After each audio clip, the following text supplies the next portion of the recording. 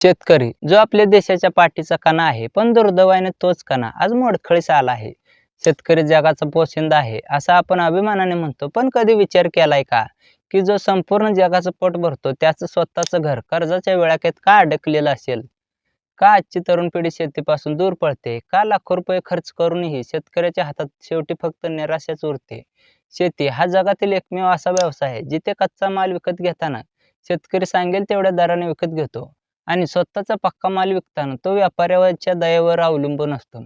आजच्या व्हिडिओमध्ये आपण केवळ वरवरची कारणं शोधणार नाही, तर शेतीच्या अर्थकारणापासून ते जमिनीच्या विज्ञानापर्यंत आणि बाजारपेठेच्या राजकारणापासून ते शेतकऱ्याच्या मानसिकतेपर्यंत सर्व बाजूंचं सखोल विश्लेषण करणार आहोत. हा व्हिडिओ केवळ माहिती नाही, तर शेतीकडे बघण्याचा एक नवा दृष्टिकोन देणारा प्रवास असेल. जर तुम्हाला खरोखरच समजून घ्यायचं असेल की शेती आपली का तोट्यात जाते आणि ती फायद्यात कशी येऊ शकते, तर हा व्हिडिओ शेवटपर्यंत नक्की पहा. व्हिडिओ पुढे सुरू करण्यापूर्वी एक छोटीशी विनंती. आमचं एक खास व्हॉट्सअप चॅनल आहे जिथं दररोज शेतीशी संबंधित उपयुक्त, अद्ययावत आणि महत्त्वाची माहिती शेअर केली जाते. त्या चॅनलची लिंक डिस्क्रिप्शनमध्ये दिलेली आहे. एकदा नक्की जॉईन करा. तसेच आमचं इंस्टाग्राम अकाउंट देखील फॉलो करा, कारण तिथं सुद्धा तुम्हाला शेतीविषयक माहितीपूर्ण, अभ्यासपूर्ण आणि उपयुक्त रील्स स्वरूपातील व्हिडिओ कंटेंट नियमितपणे पाहायला मिळेल. व्हिडिओ उपयुक्त वाटल्यास लाईक करा, शेअर करा आणि कमेंट करून व्हिडिओला हाईप द्या, जेणेकरून हा कंटेंट अधिक शेतकऱ्यांपर्यंत पोहोचेल. तर चला आत्ता व्हिडिओला सुरुवात करूया. शेती तोट्यात जाण्याचं पहिलं आणि सर्वात महत्त्वाचं कारण म्हणजे उत्पादन खर्च आणि उत्पन्न याचा बिघडलेला ताळमेळ. गेल्या 2 दशकांचा विचार केला तर खतं, बियाणं, कीटकनाशक आणि मजुरी यांच्या किमती 500% अधिक वाढल्या आहेत. पण त्या तुलनेत पिकाच्या हमी भावात किंवा बाजारभावात झालेली वाढ अत्यंत नगण्य आहे. शेतकरी जेव्हा पेरणीला सुरुवात करतो तेव्हाच तो हजारो रुपयांच्या कर्जात असतो. हायब्रिड बियाण्यांच्या नावाखाली आपण पारंपरिक बियाणे विसरलो आहोत आणि आता दरवर्षी बियाणांसाठी कंपन्यांच्या दारात उभे राहावे लागते. त्यात भर पडते ती रासायनिक खतांच्या अघोरी वापराची. पूर्वी शेतात घरचं शेणखत असायचं. आता पोत्याच्या पोत्या युरिया आणि DAP टाकून ही जमीन पूर्वीसारखी पीक देत नाही. डिझेलचे वाढते दर, ट्रॅक्टरचं भाडं आणि मजुराची टंचाई यामुळे एकरी खर्च इतका वाढतो की पीक हाती येण्यापूर्वी शेतकऱ्याचं बजेट कोलमडलेलं असतं. आपण खर्च करताना रिटर्न ऑफ इन्व्हेस्टमेंटचा विचार करतच नाही.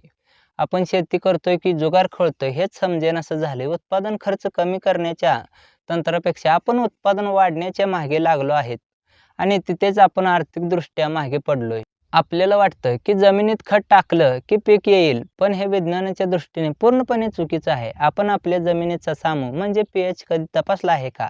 गेल्या अनेक वर्षापासून रासायनिक खताच्या अतिवापरामुळे जमिनीचा पोत बिघडला आहे. जमिनीतील सेंद्रिय कर्ब म्हणजेच ऑर्गॅनिक कार्बन जो किमान 1% वर असायला हवा, तो आज 0.3 किंवा 0.4 पर्यंत खाली आला आहे. याचा अर्थ आपली जमीन आता मृत होण्याच्या मार्गावर आहे. जेव्हा जमिनीचा pH वाढतो तेव्हा तुम्ही कितीही महागडी खतं टाकली तरी ती झाडाला लागू पडत नाहीत. ती जमिनीत पडून राहतात आणि माती अधिक कडक होते. आपण पांढऱ्या मुळाच्या वाढीकडे लक्ष देत नाही. जोपर्यंत जमिनीतील सूक्ष्मजीव आणि गांडूळ जिवंत राहणार नाहीत, तोपर्यंत शेती फायद्यात येणं अशक्य आहे. विज्ञानाशिवाय केलेली शेती ही अंधारात मारलेल्या बाणासारखी आहे, जी फक्त कुठेतरी चुकीच्या ठिकाणी लागून आपल्याला तोटाच देणार.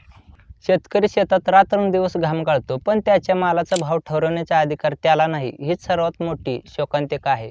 बाजार समित्यांमध्ये व्यापाऱ्यांची मक्तेदारी चालते. शेतकरी आपला माल घेऊन बाजारात जातो तेव्हा तो विकणार नसून याचक असतो. तिथले आडते, दलाल, व्यापारी एकत्र येऊन भाव पाडतात. ग्राहकाला टोमॅटो 40 रुपये किलोने मिळतात, पण शेतकऱ्याला मात्र 2 रुपये किलोने विकावे लागतात. मधली 38 रुपयांची लूट कोण करतं? ही मध्यस्थांची साखळी शेतकऱ्याच्या रक्तावर पोसली जाते. आपल्याकडे साठवणुकीची साधनं नाहीत, माल खराब होईल या भीतीने शेतकरी मिळेल त्या भावात तो विकून मोकळा होतो. जोपर्यंत शेतकरी स्वतःचा माल थेट ग्राहकापर्यंत पोहोचवत नाही किंवा प्रक्रिया उद्योग सुरू करत नाही, तोपर्यंत नफा हा व्यापाऱ्याच्या खिशातच जाणार. पूर्वी म्हणजे पहिलं निसर्गाचं एक चक्र होतं. नक्षत्रानुसार पाऊस पडायचा. पण आता क्लायमेट चेंजमुळे शेती म्हणजे एक मोठा धोका झाला आहे. कधी अतिवृष्टीमुळे उभं पीक वाहून जातं, तर कधी ऐन कापणीच्या वेळी गारपीट होते, तर कधी मोठा दुष्काळ पडतो. निसर्गाच्या या लहरीपणामुळे होणाऱ्या नुकसानीची भरपाई विमा कंपन्यांकडून मिळवणं हे दिव्य असतं. विमा कंपन्यांचे निकष शेतकऱ्याच्या हिताचे नसून स्वतःच्या फायद्याचे असतात. सिंचनाच्या सोयी नसल्यामुळे आजही 70% शेती पावसावर अवलंबून आहे. भूभागातील पाणी पातळी खालावली आहे. पाण्याचे योग्य नियोजन न केल्यामुळे पीक हाताशी येईलच याची शाश्वती उरलेली नाही. एका रात्रीत होत्याचं नव्हतं होतं आणि शेतकरी पुन्हा शून्यावर येतो. या अनिश्चिततेमुळे शेतामधील गुंतवणूक हे अत्यंत धोकादायक ठरते. आणि सर्वात कडू सत्य हे आहे की आपण शेतीला एक व्यवसाय म्हणून स्वीकारलंच नाही. आपण ती परंपरा किंवा लाचारी म्हणून करतोय. एखादा दुकानदार आपल्या दुकानाचा हिशोब ठेवतो, तसा शेतकरी आपल्या शेतीचा, उत्पन्नाचा, खर्चाचा हिशोब ठेवतो का? आपण मजुरीचे पैसे धरतो का? स्वतःच्या कष्टाची किंमत काढतो का? नाही.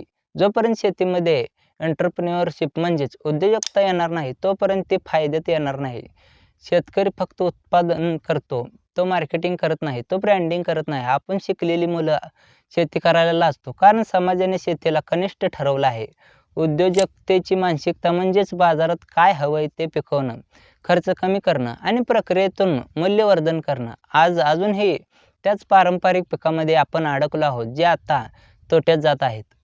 सरकारी धोरणं अनेकदा ग्राहक धार्जिन नसतात. जेव्हा शेतीमालाचे भाव वाढतात, तेव्हा सरकार निर्यात बंदी लादतं किंवा आयातीला परवानगी देतं, जेणेकरून शहरातील ग्राहकांना स्वस्त धान्य मिळेल.